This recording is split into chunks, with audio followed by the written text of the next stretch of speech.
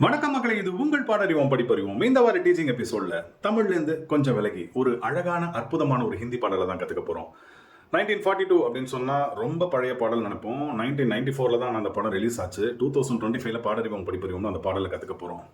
சரி, பீடிகை போட்டது போதும். 1942 A Love Story அப்படிங்கிற ஒரு பிரம்மாண்டமான திரைப்படத்திலிருந்து வந்த ஒரு அழகான பாடலை தான் கற்றுக்க போகிறோம். 1994 ஆண்டு வெளிவந்த இந்த திரைப்படம் மிகப்பெரிய வெற்றி அடைந்தது. கிட்டத்தட்ட வந்து ஒரு 4.5 கோடி பட்ஜெட் போட்டு கிட்டத்தட்ட ஒரு 12 கோடி வரைக்கும் ஏர்ன் பண்ணிச்சு அந்த காலத்தில் அப்படின்னு சொல்லுவாங்க. ஜாவித் அக்தரின் அற்புதமான வரிகள், குமார் சானு மற்றும் கவிதா கிருஷ்ணமூர்த்தியின் அழகான குரல்கள், த லெஜெண்ட் ஆர்.டி. பர்மன் அவர்களின் அதகலமான மியூசிக் அப்படின்னு சொல்லணும். ரிம் ஜிம் அப்படிங்கிற ஒரு குதூகலமான ஒரு மழைப்பாடல், துள்ளி குதிக்கும் ஒரு அற்புதமான பாடல் தான் பார்க்க போகிறோம். சரி, படத்தை பற்றி கொஞ்சம் பேசிட்டு அப்புறம் பாடல் பற்றி பேசலாம். விது வினோத் சோப்ரா அவர் தான் வந்து இந்த 1942 லவ் ஸ்டோரியோடைய டைரக்ஷன், அவர் தான் டைரக்டர். மைசூர் மல்லிகை அப்படிங்கிற ஒரு கன்னட திரைப்படம் வந்தது 1992 ஆண்டு. அந்த படமே கிட்டத்தட்ட 1942 அப்படிங்கிற ஒரு லவ் ஸ்டோரிங்கிற ஒரு கதையை வச்சு தான் வந்து எடுத்திருந்தாங்க. ஸோ அந்த மைசூர் மல்லிகை அப்படிங்கிற படத்தை தழுவி தான் வந்து இந்த திரைப்படத்தை வந்து விது வினோத் சோப்ரா எடுத்தார்.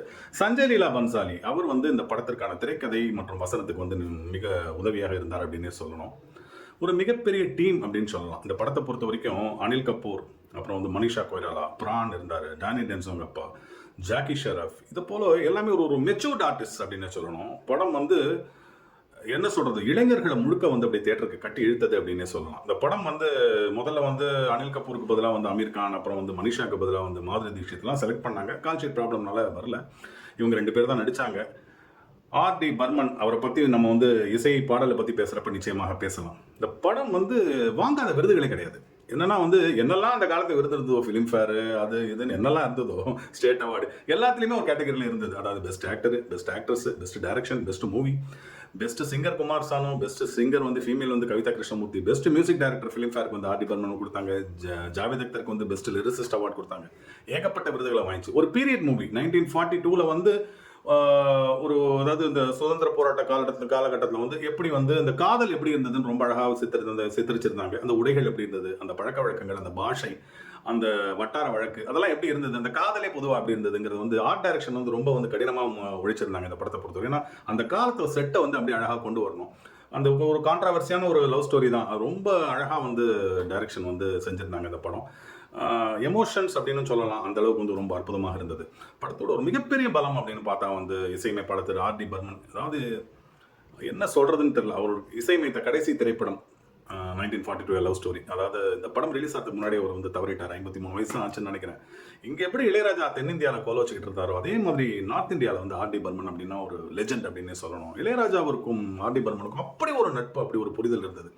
எஸ்பிபி ஹிந்தி பாட்டெலாம் பாடுறதுக்கு பாம்பே போகிறப்ப கேட்பாரான் ஆர்.டி. பர்மன், ஹவ் இஸ் லாய் அப்படின்னு கேட்பாரான். அந்த அளவுக்கு அவர் 2-3 தமிழ் படத்து கூட வந்து இசையமைத்திருந்தார் ஆர்.டி. பர்மன். இந்த படம் வரைக்கும் இருந்தாரே அப்படின்னு நிச்சயமாக வந்து சந்தோஷப்பட முடியாது. ஏன்னா அவ்வளோ பெரிய லெஜெண்ட் அல்பாயஸில் இந்த படத்தோட போயிட்டாரேன்னு நிச்சயமாக வருத்தம் தான் படம். ஆனால் அவருடைய பாடல்கள் வந்து இன்றைக்கும் வந்து ஒழிச்சுக்கிட்டே தான் இருக்கும். அந்த மாதிரி ஒரு அற்புதமான மணிகளாக கொடுத்துருந்தார் திரு ஆர்.டி. பர்மன்.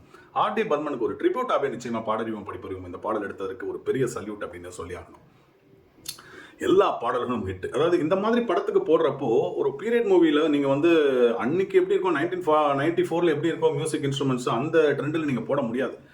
ஒரு 1942 பாடல் எப்படி இருந்திருக்கும், அப்போ என்னெல்லாம் இசைக்கருவிகள்லாம் வைக்கணும், அந்த மாதிரிலாம் வச்சு ரொம்ப அழகாக போட்டிருந்தாங்க. ஏக்க லடிக்கி கோ தேக்கா அப்படின்னு ஒரு பாட்டு, ஃபர்ஸ்ட் இனிஷியல் சாங் ஒன்று இருக்குது. அனில் கபூர் வந்து சோலோ, குமார் சானு அதுலேயே கொள்ளையடிச்சிருவார் ஆர்.டி. பர்மன்.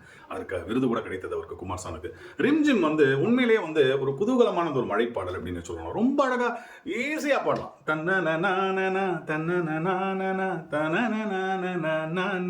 ரிம்ஜிம் ரிம்ஜிம் துள்ளி துள்ளி துள்ளி துள்ளி துள்ளி பாடியிருப்பாங்க குமார் சானும் கவிதா கிருஷ்ணமூர்த்தியும். இந்த மாதிரி ஒரு அழகான பாடல் எடுத்து கற்றுக் கொடுத்துக்கிறதே வந்து பாடறிவோம் படிப்பறிவோம் நன்றி. எந்த மொழியாக இருந்தாலும் இசைக்கு நிச்சயமாக மொழி கிடையாது. இந்த பாடலோட கேசட் வந்து ஹம் ஆப்கே ஹே கோன் மொஹராவுக்கா அந்த அடுத்தது வந்து கிட்டத்தட்ட 35 லட்சம் கேசட்டுகள் வந்து விற்பனை ஆச்சு. அப்போல்லாம் வந்து கேசட்டு தான் அந்த அளவுக்கு ஒரு மிகப்பெரிய வந்து சரித்திரம், சகாப்தம் எல்லாத்தையுமே இந்த படம் படைத்தது அப்படின்னே சொல்லணும். இந்த படத்தோட பாடல்கள் வந்து இன்னைக்கு வரைக்கும் கேட்டுட்டு இருக்கோம் அப்படின்னா வந்து ஆர்.டி. பர்மன் போன்ற ஒரு அற்புதமான ஒரு இசையமைப்பாளர், மகா கலைஞர்னால தான் அப்படின்னு சொல்லி ஆனது ஒரு கூட்டு முயற்சி. இது கடவுளமைத்த மேடை. நன்றி மக்களே.